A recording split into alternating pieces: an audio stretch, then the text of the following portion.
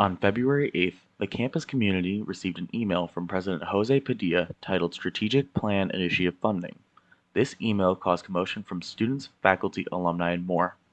In this email, President Padilla talks about the first-year residence halls on campus and how they need improvement.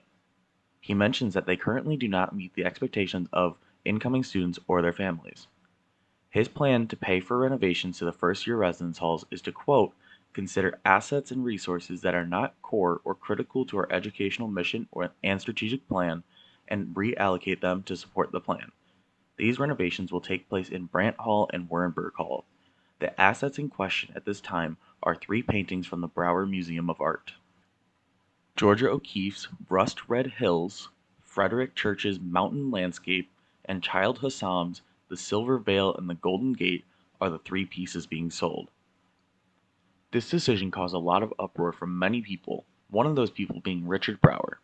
He was the chair of the university's art department for 10 years and the museum director, and had the museum named after him in 1995.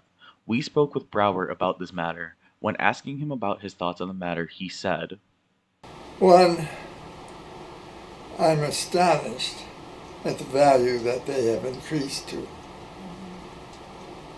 I never thought of that. In fact, the purchase of the O'Keeffe was not greeted with a lot of acclaim. when talking to him, Brauer told us that the O'Keeffe that is being sold was originally purchased for around $6,000 back in 1962. This is compared to the most recent reported appraisal value of $15 million.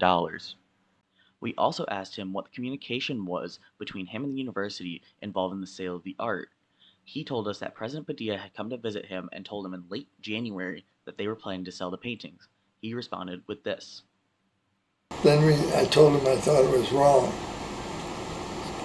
that they shouldn't do it. Because I just thought it was part of a restricted account, this money. These paintings were bought for with Sloan funds. If you realize the profit, that profit belongs to the Sloan funds. Brauer said that if the sale of the art were to go through, he would ask to have his name removed from the museum. Many others in the community have made statements concerning this, including 4 organizations representing museums across North America. These are the Association of Art Museum Directors, the Association of Academic Museums and Galleries, American Alliance of Museums, and the Association of Art Museum Curators. These organizations released a group statement shown here disapproving of the sale of the art. Students on campus also spoke their minds about the sale of the art. Some students started a protest and walked letters up to the president's office. Rachel Painter spoke to Ashley Vernon about this. What made you guys come up with this idea to write letters to Padilla? A lot of students and alumni have been getting automated responses from the president's email when voicing their concerns. And so, legally, federally, mail service-wise, he has to open his own letters. And so students came up with the idea to write him letters so that we know he has to at least open them. Rachel also conducted interviews with more students around campus. I'm VUTV 15's Rachel Painter, currently standing in the HAR Union interviewing students on whether they think that the paintings should be sold. Sure, people complain about the quality of the dorms, yeah.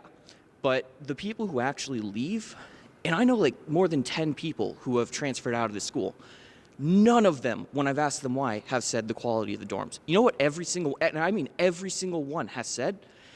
They feel as though the administration does not listen to them. Earlier this week, we had a chance to sit down with President Padilla in his office and talk about the sale of the art and his strategic plan. We asked him his thoughts about the petition going around, and he said this. First of all, folks, I know there are people who have very heartfelt reasons for disagreeing with me, and I respect that. They're still my colleagues at the end of the day. They're still my family members. And if you've ever been at a dinner table, you've disagreed with your brother, your father, your sister, but you still love each other and you still respect each other. And I hope that's the case. In this case, I think anytime students, for example, issue or state their opinion, I think that's a good thing, because universities are supposed to be incubators for debate, dialogue, and dissent. That's what we're made for. And to the extent that students are doing that civilly, which they have done, I think that's a good thing. We also asked him what he considered core or critical to our educational mission and strategic plan regarding what he said in his email. He responded with this. Well, there's a lot of factors that go into it. There's just not one factor.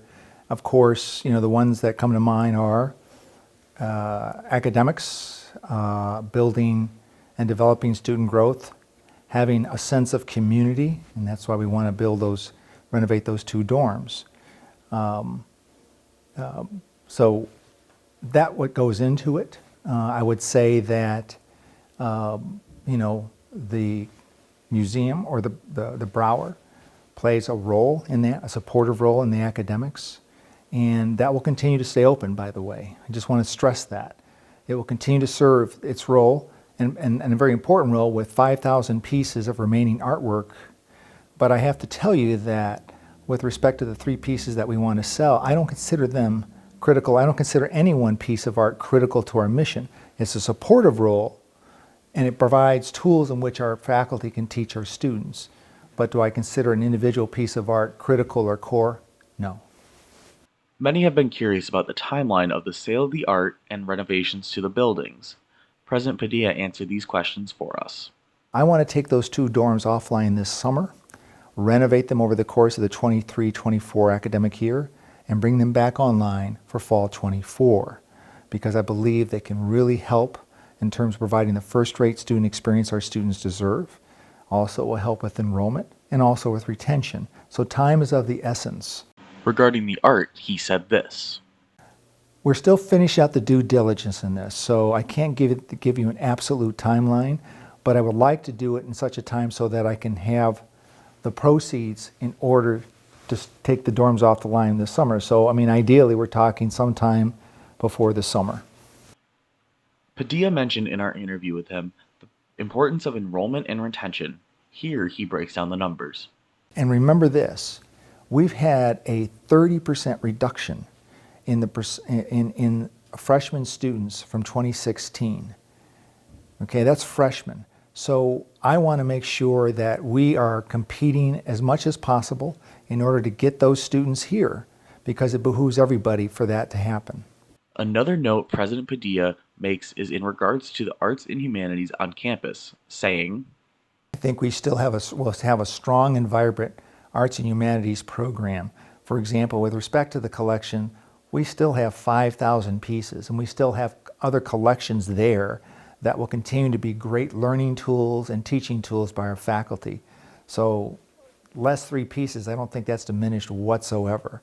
And in the strategic plan, there's an arts and humanities and liberal arts component, which I asked to be put in there because I want to make sure that we continue to remain devoted to that and the part it plays in the education of everybody on this campus, whether you're in arts and science or engineering, nursing, or business.